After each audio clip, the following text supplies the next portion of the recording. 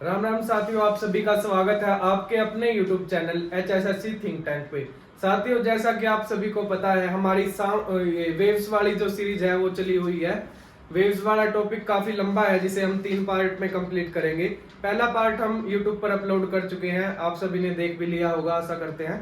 तो आज हम साथियों सेकंड पार्ट की शुरुआत करते हैं, ज्यादा टाइम ना लगाते हुए चलिए शुरू करते हैं। सेकंड पार्ट में साथियों हम एक टॉपिक पढ़ेंगे जिसका नाम है साउंड वेव्स,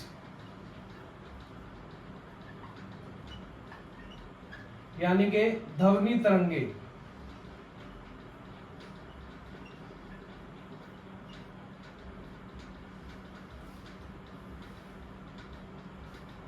साथियों, बात करते हैं ध्वनि वेव्स यानी ध्वनि तरंगे यानी साउंड वेव्स की।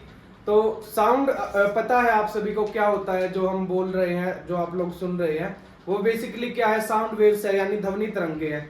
बात करते हैं साथियों साउंड वेव्स में ये किसका टाइप है, मैकेनिकल है या नॉन मैकेनिकल है।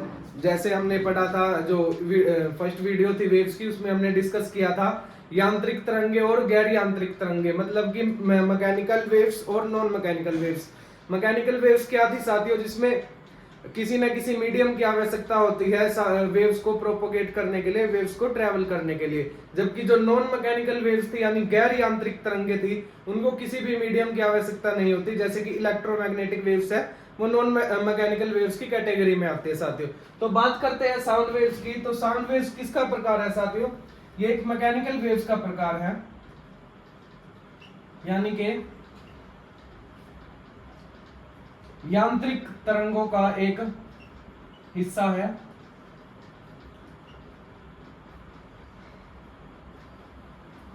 बात करते हैं मैकेनिकल वेव्स में किसका पार्ट है। मैकेनिकल वेव्स में भी हमने फर्दर 2 टाइप्स डिस्कस किए थे, जिनका नाम था लॉन्गिट्यूडनल वेव्स और ट्रांसवर्स वेव्स। तो साउंड वेव्स जो है लॉन्गिट्यूडनल वेव्स की कैटेगरी में आता है, यानी कि अनुदैर्घ्य तरंगों की कैटेगरी में आता है।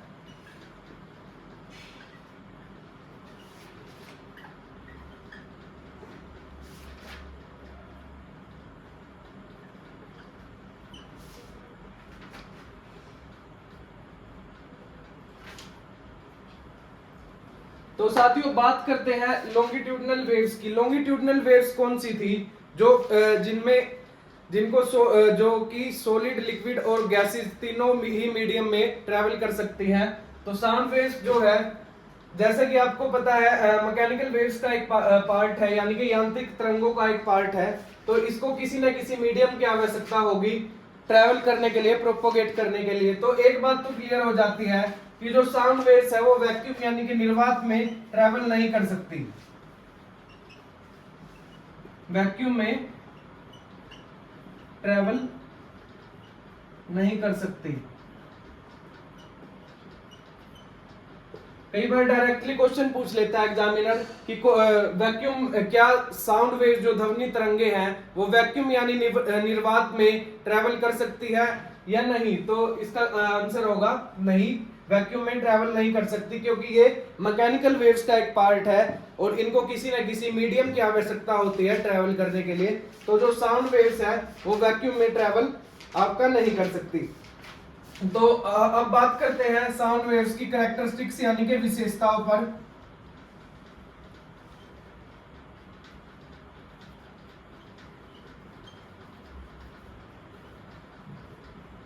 तो विशेषताओं में पहला पॉइंट हमारा होगा लाउडनेस, यानी कि प्रबलता। प्रबलता की अगर बात करें, हमने एक टर्म पढ़ी थी इसमें पहली यूनिट में, पहले पार्ट में, एम्पलीट्यूड यानी कि आयाम। अगर किसी भी वेव्स का अगर एम्पलीट्यूड यानी कि आयाम जिसे हम बोलते हैं वो अधिक होगा तो वो वेव्स है जो ज्यादा लाउड होगी, यानी कि उसका लाउडनेस है वो ज्यादा होगा। एम्पलीट्यूड हमने पढ़ा था, आयाम होता है यानी कि क्रस्ट की ऊंचाई या किसी ट्रफ की गहराई मैक्सिमम कितनी हो सकती है, वो क्या होता है, एम्पलीट्यूड होता है। और लाउडनेस को हम बोलते हैं प्रबलता। अगर किसी वेव्स का एम्पलीट्यूड अधिक है तो उसकी लाउडनेस यानी प्रबलता है वो ज्यादा होगी, जो साउंड वेव्स है वो ज्यादा लाउड होगी, ज्यादा ऊंचे से हमें सुनाई देगी। बात करते हैं लाउडनेस की और कैरेक्टरिस्टिक्स के बारे में। तो प्रति सेकंड कितनी ध्वनि ऊर्जा हमारे कानों तक पहुंच रही है, उसे हम लाउडनेस बोलेंगे। प्रति सेकंड कितनी ध्वनि ऊर्जा हमारे कानों तक पहुंच रही है,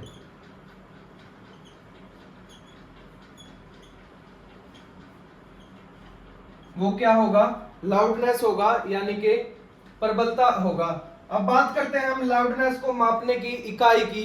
तो इसे किस में मापा जाता है, इसे डेसिबल में मापा जाता है, जिसे डीबी के द्वारा डिनोट किया जाता है, यानी प्रदर्शित किया जाता है। बात करते हैं लाउडनेस की एसआई यूनिट की। तो लाउडनेस की एसआई यूनिट क्या है साथियों, वाट पर मीटर।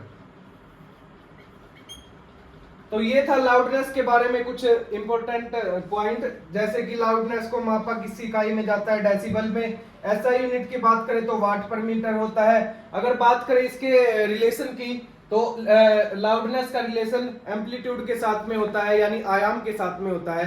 किसी भी तरंग का या किसी भी वेव्स का कहें तो अगर उसका आयाम यानी एम्पलीट्यूड ज्यादा है तो वो तरंग यानी वो वेव्स जो है ज्यादा लाउड होगी, ज्यादा ऊंची होगी।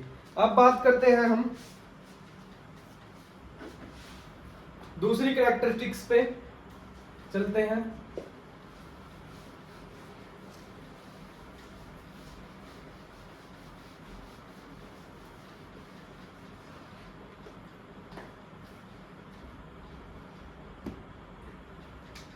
जिसका नाम है पिच।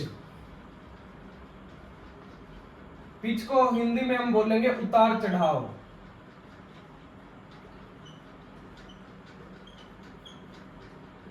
पिच बेसिकली यानी उतार चढ़ाव क्या होता है, जैसे हम बोल रहे हैं, हम कंटिन्यू किसी भी एक सेम फ्रीक्वेंसी पे या एक सेम एम्पलीट्यूड पर बोल नहीं सकते। हम या तो कई बार ऊंचा बोलते हैं, कई बार नीचा बोलते हैं। अपनी सहजता के अनुसार हम अपनी जो साउंड है, अपनी जो ध्वनि तरंगे हैं, उनको मैनेज कर सकते हैं। तो ये जो हम अप डाउन कर रहे हैं अपनी वॉइस में, अपने साउंड में, तो उसे जो वेव्स में जो क्या होगा, उतार चढ़ाव होगा, अप डाउन होगा, उसे हम पिच बोलते हैं। और पिच का रिलेशन होता है फ्रीक्वेंसी के साथ में। अगर फ्रीक्वेंसी ज्यादा होगी तो पिच क्या होगी, ज्यादा होगी। अगर फ्रीक्वेंसी कम है तो पिच क्या होगी, पिच भी कम होगी। तो पिच के बारे में ज्यादा कुछ पूछा नहीं जाता, लेकिन थोड़ी सी बेसिक नॉलेज के लिए हमने पढ़ा पिच क्या होता है, उतार चढ़ाव जिसे हम बोलते हैं हिंदी में। पिच जो है फ्रीक्वेंसी से रिलेटेड होती है। अगर किसी भी साउंड वेव्स की फ्रीक्वेंसी ज्यादा है तो उसकी पिच भी ज्यादा होगी। अब बात करते हैं तीसरे जो इसकी कैरेक्टरिस्टिक्स है, या तीसरा जो पॉइंट है साउंड वेव्स का, जिसे हम बोलते हैं क्वालिटी या टिम्बर भी कई बार हम बोल देते हैं।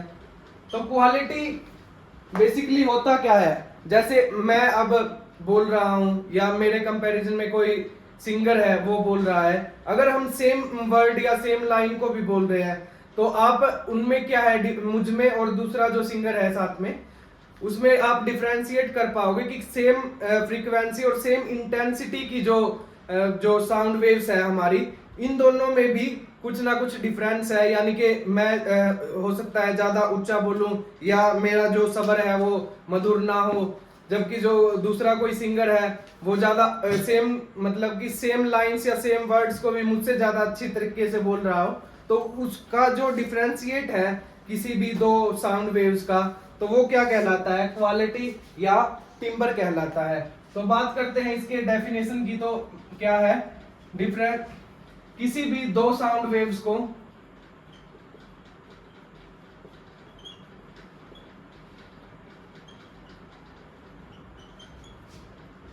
किसी भी वेव्स जो सेम इंटेंसिटी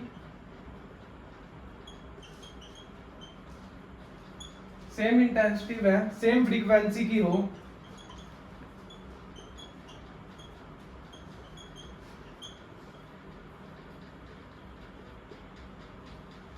वह जिसमें हम डिफरेंशिएट कर सकें,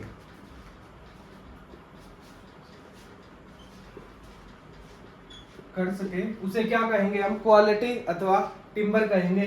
बात करते हैं फोर्थ यानी कि लास्ट जो इसकी कैरेक्टरिस्टिक्स है उसकी। हमने जैसे इस पॉइंट में पढ़ा था इंटेंसिटी क्या होती है। इंटेंसिटी को हम बोलते हैं तीव्रता।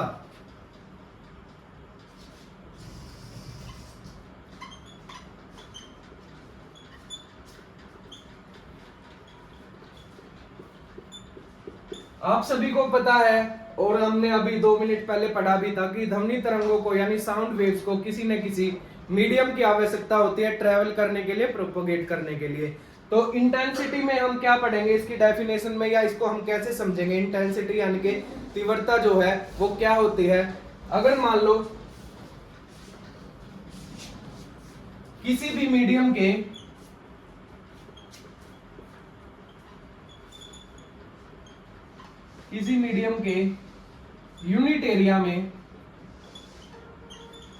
यूनिट एरिया से जितनी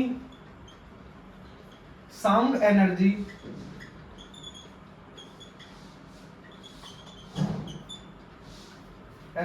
पर यूनिट टाइम में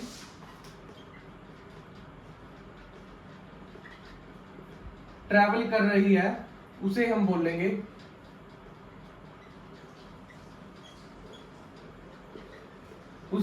क्या बोलेंगे? इंटेंसिटी यानी कि तीव्रता। बात करते हैं इसकी एसआई यूनिट की। तो इसकी एसआई यूनिट जो है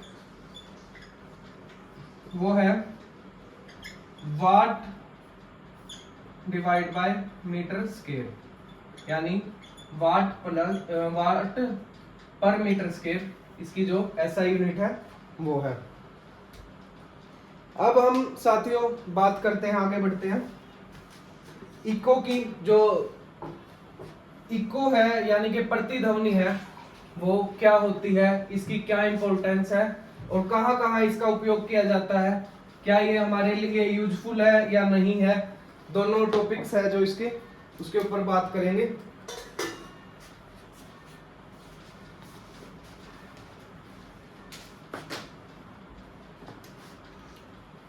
तो नेक्स्ट टॉपिक जो अपना रहेगा वो है इको यानी कि प्रतिध्वनि। इको क्या होता है? बेसिकली इको जो है रिफ्लेक्शन ऑफ साउंड वेव्स है, यानी ध्वनि तरंगों का किसी सरफेस से टकराकर वापस सोर्स के पास में आ जाना, वापस मुड़ के किसी चीज से टकरा के वापस मुड़कर आना, वो क्या कहलाता है? प्रतिध्वनि यानी कि इको कहलाता है। जैसे कि अगर हम एक बंद कमरे के अंदर बोले तो हमारी आवाज है जो साउंड वेव्स है वो दीवार से टकरा के वापस आएगी। या फिर कई बार हम देखते हैं पहाड़ी इलाकों में जाके कहीं चोटी पे चढ़ के चिल्लाते हैं कुछ, तो कुछ सेकंड के बाद में या कुछ माइक्रो सेकंड के बाद में हमारी जो साउंड वेव्स है वो वापस हमारे पास में आती है। हमें जैसा हमने बोला है वैसा कुछ सेकंड के बाद में फिर सेम वही हमें सुनाई देता है। तो वो क्या होता है, वो फिनोमिना क्या कहलाता है? उस फिनोमिना को बोलते हैं हम इको यानी कि प्रतिध्वनि। तो इको जो है बेसिकली है रिफ्लेक्शन ऑफ साउंड वेव्स।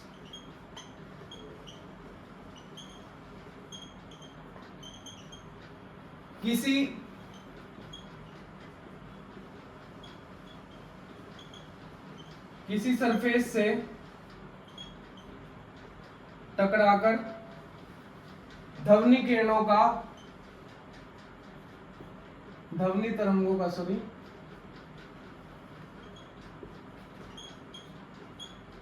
तरंगों का मुड़कर वापिस आना क्या कहलाता है? इको कहलाता है, प्रतिध्वनि कहलाता है। अब बात करते हैं हम मिनिमम डिस्टेंस कितनी होनी चाहिए इको प्रोड्यूस करने के लिए। तो वो है 17.2 मीटर। इतनी जो मिनिमम कम से कम इतना डिस्टेंस पे जो दूसरा मतलब कि जो सरफेस है जिससे टकरानी है हमारी साउंड वेव्स, वो और जो सोर्स है उसके बीच का जो डिफरेंस है कम से कम 17.2 मीटर का होना चाहिए। बात करते हैं, मान लो ये कोई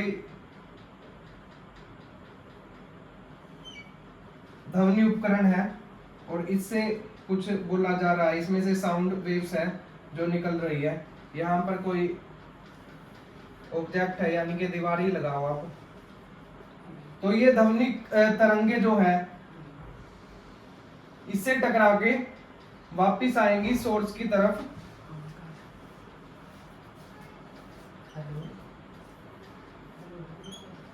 तो अगर हमें इको साउंड का जो इको है वो प्रोड्यूस करना है यानी प्रतिध्वनि को पैदा करना है, तो जो मतलब रिफ्लेक्टिंग मीडिया है और जो सोर्स है उनके बीच का जो डिस्टेंस है वो 17.2 मीटर का यानी 17.2 मीटर का होना चाहिए, तभी इको प्रोड्यूस होगी। बात करते हैं क्या इको हमारे लिए इम्पोर्टेंट है या नहीं है। तो इको के बारे में अगर बात करें तो इको कई जगह हमारे लिए इम्पोर्टेंट है। पहले बात करते हैं इसकी इम्पोर्टेंस की, कहां कहां इसका उपयोग किया जा रहा है। तो अब बात करते हैं प्रतिध्वनि यानी इको के यूजेस की हमारे डेली लाइफ में, या फिर या कमर्शियल यूज भी इसके हम बोल सकते हैं। इको के क्या हो सकते हैं, एक तो समुद्र की गहराई मापने के लिए, समुद्र की गहराई मापने के लिए फेदोमीटर नामक का उपकरण यूज किया जाता है, डिवाइस यूज किया जाता है, जो हमने फर्स्ट लेक्चर था जो हमारा यूनिट एंड मेजरमेंट, उसके सेकंड पार्ट में हमने पढ़ा था फेदोमीटर के बारे में। तो समुद्र की गहराई मापने में जो फेदोमीटर यूज होता है उसमें हम इको के कॉन्सेप्ट का यूज करते हैं। और दूसरा है विमानों की ऊंचाई मापने में, विमान कोई विमान कितनी ऊंचाई पर चल रहा है तो उसको उसकी ऊंचाई मापने के लिए भी इको का जो कॉन्सेप्ट है, प्रतिध्वनि का जो कॉन्सेप्ट है उसका यूज किया जाता है। और मेगाफोन और हॉर्न जो है उनमें इको का प्रयोग किया जाता है ताकि जो ध्वनि है उसको और कर्कश बनाया जाए और बिटर बनाया जाए, ताकि सामने वाले को जब हम हॉर्न मारे तो उसको जाके लगे, उसको सुने मतलब अच्छे से। इसलिए हॉर्न जो है उसमें इको के कॉन्सेप्ट का यूज किया जाता है। और ये सबसे मेन है स्टेथोस्कोप, यानी कि जो डॉक्टर कान में लगा के रखता है डिवाइस, जिससे डॉक्टर जो है हार्ट बीट सुनता है। तो उस जो डिवाइस है उसमें भी इको का यूज किया जाता है यानी प्रतिध्वनि का यूज किया जाता है। जो ध्वनि हार्ट की जो लब डब की जो आवाज होती है हार्ट की, तो उसकी जो आवाज है वो रिफ्लेक्ट होकर स्टेथोस्कोप डिवाइस के द्वारा कानों में आती है कंटिन्यू। और एक साउंड बार जिसे हम बोलते हैं, सिनेमा घरों में इसका यूज किया जाता है। मान लो ये दीवार है, सामने से कोई बोल रहा है तो दीवार पे साउंड वेव्स जाएंगी, टकरा के वो तुरंत वापस लौट जाएंगी। अगर इस दीवार को फ्लैट ना बना के हम कर्व की शेप में बना दिया जाए तो किस प्रकार इसका रिफ्लेक्शन होगा। मान लो यहाँ से कोई साउंड का जो सोर्स है इधर है, यहाँ से साउंड वेव्स आ रही हैं, तो क्या होंगी, वो टकरा के चारों तरफ फैल के वापस जाएंगी, ना कि डायरेक्ट उससे मुड़ जाएंगी। तो ये था इको का यूज यानी प्रतिध्वनि का जो यूज कह सकते हैं हम। और इसका जो अनुपयोग या हम बोल सकते हैं इसकी डिमेरिट ये है कि मान लो हम किसी स्मॉल स्पेस में हम बोल रहे हैं जहाँ पर सॉलिड सरफेस लगा हुआ है, तो हमारी साउंड वेव्स है उससे टकरा के जो डिस्टरबेंस एक क्रिएट कर देगी एनवायरनमेंट में, तो जिससे अगर ज़्यादा व्यक्ति वहाँ पर बैठे नहीं है यानी जो स्पेस है वो खाली है, तो क्या होगा, हमें अपनी आवाज़ जो है क्लियरली नहीं सुनेगी, उसकी इको प्रोड्यूस हो जाएगी, प्रतिध्वनि आने लग जाएगी। तो ये थी इसकी डिमेरिट। और इसके यूजेस में मेन एक तो समुद्र की गहराई मापने वाला यंत्र पूछ लिया जाता है जिसे हम फेदोमीटर बोलते हैं।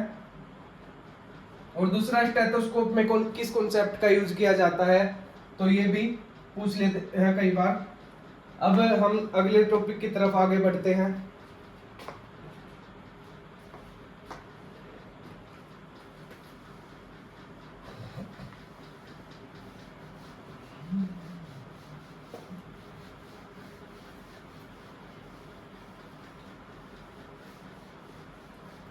अब हम पढ़ने जा रहे हैं वेव्स का मोस्ट इंपोर्टेंट टॉपिक, जिसका नाम हम देंगे range of hearing. Range of hearing. तो इसको बेसिकली 3 पार्टों में हम डिवाइड करेंगे, 3 भागों में विभाजित करेंगे। पहला है ऑडिबल रेंज,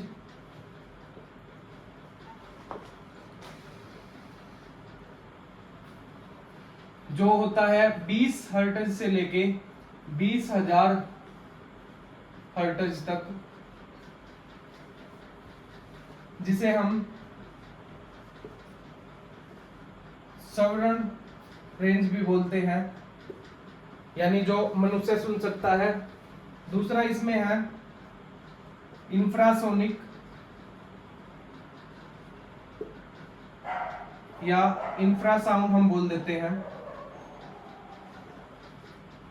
इसकी जो रेंज होती है वो 20 हर्ट्ज से कम होती है। और तीसरा जो है वो है अल्ट्रासाउंड वेव्स या अल्ट्रासोनिक भी इसे हम बोल देते हैं।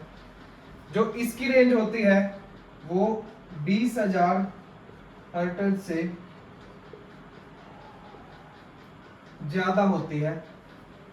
तो जो ऑडिबल रेंज है जिसे मनुष्य सुन सकता है, ह्यूमन बीइंग जो है मनुष्य सुन सकता है, वो है 20 हर्ट्ज से लेके 20,000 हर्ट्ज तक। और इंफ्रासोनिक जो है वो 20 हर्ट्ज से कम की जो रेंज है उसे हम इंफ्रासोनिक या इंफ्रासाउंड बोलेंगे। और तीसरी जो वेव्स है अल्ट्रासाउंड वेव्स है वो 20,000 हर्ट्ज से ज्यादा की होती है। अब इनके ऊपर हम डिटेल से पढ़ेंगे कि क्या क्या इनमें इनकी इंपॉर्टेंस है, तो कहाँ कहाँ इनका यूज होता है, सब अच्छी तरीके से हम समझेंगे। ऑडिबल रेंज जो है ये मनुष्य सुन सकता है, 20 हर्ट्ज से लेके 20,000 हर्ट्ज तक इसे मापा जाता है।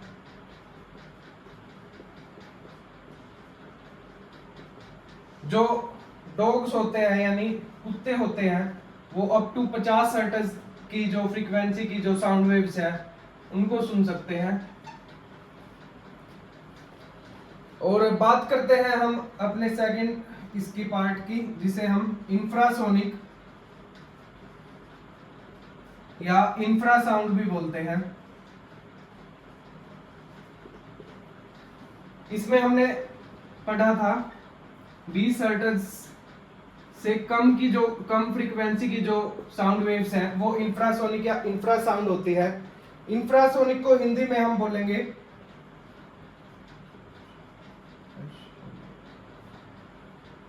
अश्रव्य तरंगे।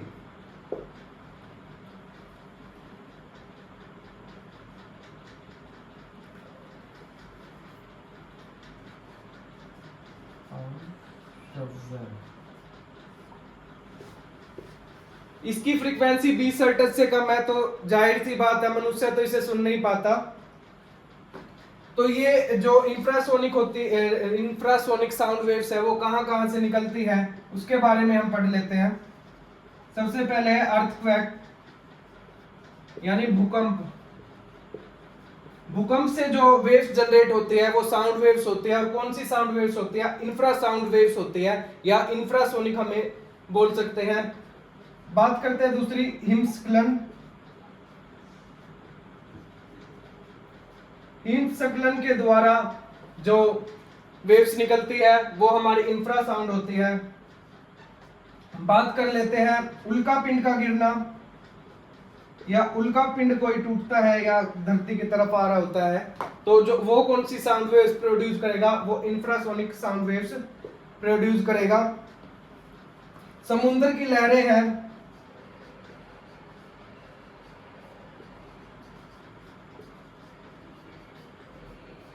समुद्र की लहरें हैं उनसे भी इंफ्रासोनिक वेव या इंफ्रासाउंड वेव्स है वो प्रोड्यूस होती है।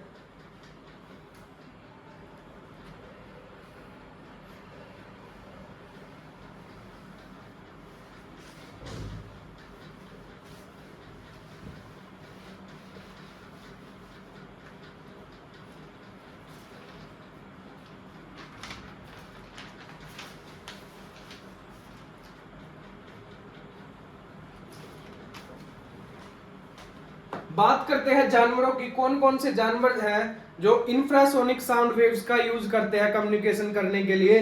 तो उनमें सबसे पहले जो है वो है हाथी यानी एलिफेंट। सेकंड है वेल, वेल मछली जो होती है जो सबसे भारी शायद समुद्र का समुद्री जीव है जो व्हेल मछली होती है। और तीसरा है राइनोसोर्स। ये तीनों जानवर इंफ्रासोनिक साउंड वेव्स या इंफ्रासाउंड वेव्स का यूज करते हैं कम्युनिकेशन करने के लिए। कई बार डायरेक्ट मतलब इनसे क्वेश्चन उठा लेता है कि हाथी है जो कम्युनिकेशन करने के लिए कौन सी साउंड वेव्स का यूज करता है, तो उनमें दे देते हैं आपको इंफ्रासोनिक है, अल्ट्रासाउंड है, या कोई और दूसरी साउंड वेव्स का नाम दे देंगे। तो इनमें हाथी की कौन सी साउंड वेव्स का यूज करता है, इंफ्रासोनिक साउंड वेव्स का यूज करता है। अब बढ़ते हैं अगले टाइप की तरफ, अल्ट्रासाउंड। अल्ट्रासाउंड वेव्स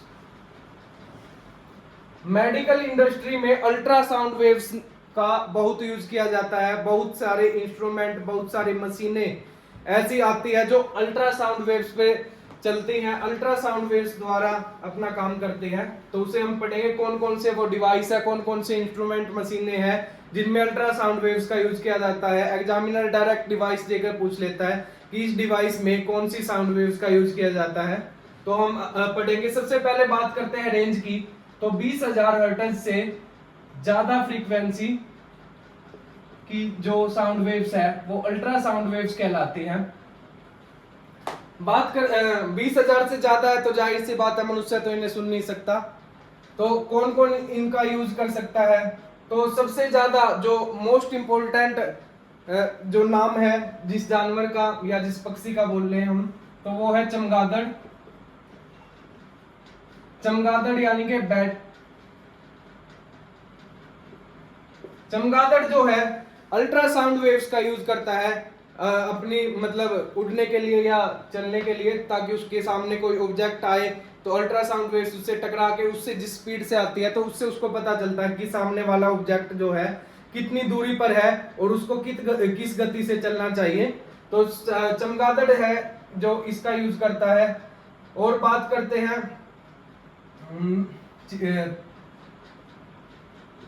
तेंदुआ। तेंदुआ अल्ट्रासाउंड वेव्स का यूज करता है। मंकी यानी कि बंदर, बंदर भी जो है अल्ट्रासाउंड वेव्स का यूज करते हैं। डॉग्स जो है, कुत्ते हैं, वो अल्ट्रासाउंड वेव्स को सुन सकते हैं। और बात करें हम डॉल्फिन की। डॉल्फिन जो है वो भी कम्युनिकेशन के लिए अल्ट्रासाउंड वेव्स है जो उनका इस्तेमाल करते हैं। और बात करते हैं चमगादड़ की, जो सबसे ज्यादा सक्षम होता है अल्ट्रासाउंड वेव्स को लेके। ये 120 किलोहर्ट्ज तक की फ्रीक्वेंसी की जो वो है ना साउंड वेव्स है उनको पहचान सकता है, उनको सुन सकता है। अब बात करते हैं अल्ट्रासाउंड वेव्स के यूजेस क्या है उनके बारे में।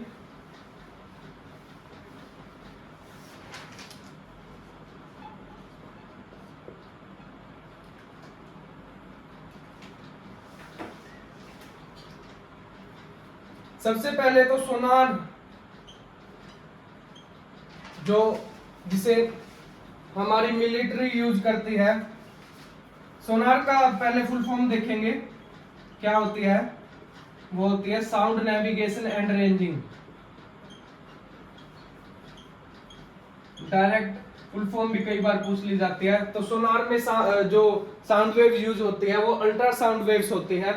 सोनार का क्या काम होता है? अल्ट्रासाउंड वेव्स की यूज किया जाता है सोनार में। और सामने से अगर कोई मान लो बात करते हैं हम समुद्र की, समुद्र में हमारी कोई सबमरीन है तो उसमें सोनार नाम का एक डिवाइस लगा होता है जो अल्ट्रासाउंड वेव्स प्रोड्यूस करता है। अगर उसके सामने कोई दूसरा सॉलिड सरफेस यानी कि या कोई सॉलिड ऑब्जेक्ट आता है, वो कोई आइसबर्ग भी हो सकता है, वो कोई दुश्मन की पनडुब्बी भी हो सकती है, तो वो क्या करता है जब साउंड वेव अल्ट्रासाउंड वेव निकलती है उससे, तो वो सामने वाली पनडुब्बी से टकरा के वापस आती है। तो उससे पता चल जाता है कि दूसरा जो ऑब्जेक्ट है या दूसरा कोई आइसबर्ग लगा लो, पहाड़ लगा लो, दुश्मन की पनडुब्बी लगा लो, वो कितनी दूरी पर है या हमसे कितनी दूर है वो। तो उसका पता लगाने के लिए सोनार डिवाइस का यूज किया जाता है। और इसमें बेसिकली साउंड वेव जो होती है वो अल्ट्रासाउंड वेव्स होती है, 20,000 हर्ट्ज से ज्यादा की फ्रीक्वेंसी की साउंड वेव्स यूज की जाती है। बात करते हैं इकोकार्डियोग्राफी।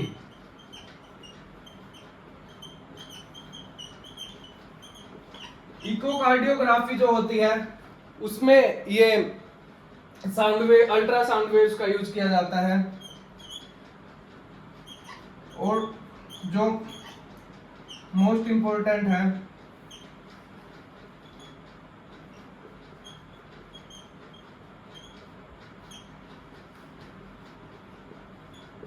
महिलाओं के प्रजनन संबंधित परीक्षण जो होते हैं, यानी प्रेगनेंसी के दौरान जो उनका टेस्ट किया जाता है जिस मशीन से, तो उस मशीन से कौन सी साउंड वेव्स निकलती है या किस साउंड वेव्स का यूज करके वो मशीन चलती है, तो वो होती है अपनी अल्ट्रासाउंड वेव्स, जिसकी फ्रीक्वेंसी 20,000 हर्ट्ज से ज्यादा की होती है।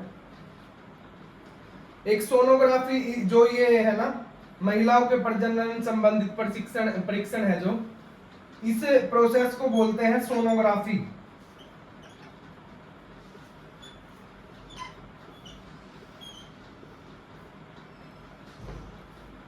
ये था अल्ट्रासाउंड वेव्स के बारे में जिसका यूजेस हमने पढ़ा। मेन तो था जो इसमें है सोनार और सोनोग्राफी, इलेक्ट्रोकार्डियोग्राफी, इनमें हम यूज करते हैं अल्ट्रासाउंड वेव्स का। और जो जानवरों में या पक्षियों में लगाए हम, तो जो चमगादड़ था वो सबसे ज्यादा सक्षम था, यानी कि जो 120 किलो हर्ट्ज तक की फ्रीक्वेंसी को यूज कर रहा था। अब हम बढ़ते हैं अपने नेक्स्ट टॉपिक की तरफ, जिसे हम बोलते हैं डोपलर इफेक्ट, यानी डोपलर का प्रभाव।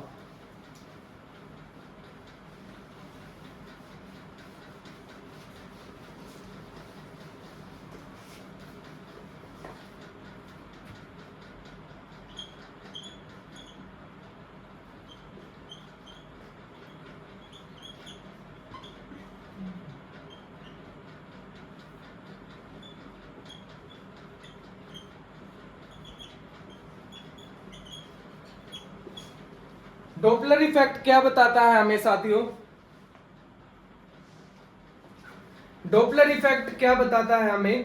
डोपलर इफेक्ट बताता है, मान लो जो सोर्स है ध्वनि का या साउंड प्रोड्यूसिंग जो सोर्स है वो, और मान लो जो ऑब्जर्वर है साउंड का, जो सुन रहा है साउंड को, उनके बीच में जब रिलेटिव मोशन होती है तो जो ध्वनि की फ्रीक्वेंसी है वो या तो ज्यादा होगी या तो कम होगी। अगर हम एग्जांपल के तौर पे इसका समझना चाहे, मान लो एक व्यक्ति है,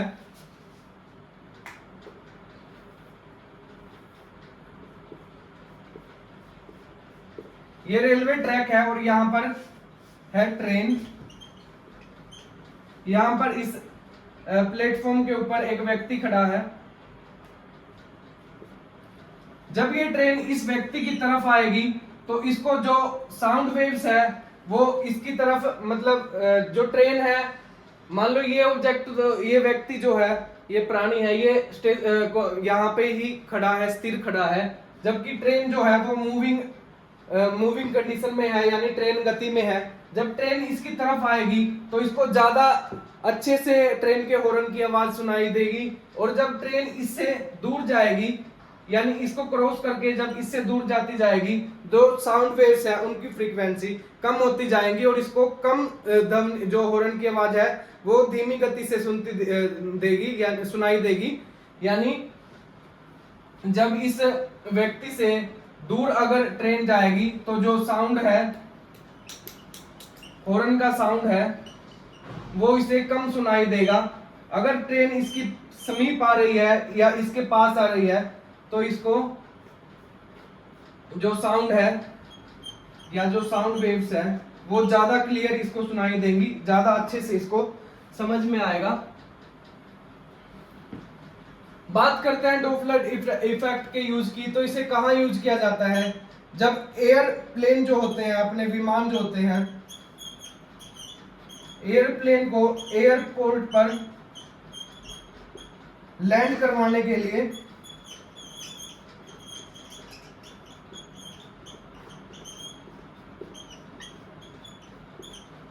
डॉपलर इफेक्ट का यूज किया जाता है क्योंकि जो सोर्स है जो ऑब्जर्वर है साउंड का वो मतलब स्थिर होगा, एक जगह पर होगा, कांस्टेंट होगा, जबकि जो एयरप्लेन है वो एक फास्ट मूविंग स्पीड से मतलब आएगा। तो डॉपलर इफेक्ट के कारण पता चल जाएगा कि जैसे जैसे वो पास में आता जाएगा तो उसकी जो तीव्रता है, जो लाउडनेस है, इंटेंसिटी है साउंड वेव्स की, वो बढ़ती जाएंगी और ज्यादा अच्छे से उसकी आवाज सुन पाएंगे। उसकी साउंड वेव्स जो है वो ज्यादा इंटेंसिटी में हमें मिलेगी। जबकि अगर रनवे से दूर वो होगा तो उसकी जो इंटेंसिटी होगी साउंड वेव्स की वो कम होगी। तो इससे जो दूरी है ऑब्जर्वर और सोर्स के बीच में उसका पता लगाया जा सकता है।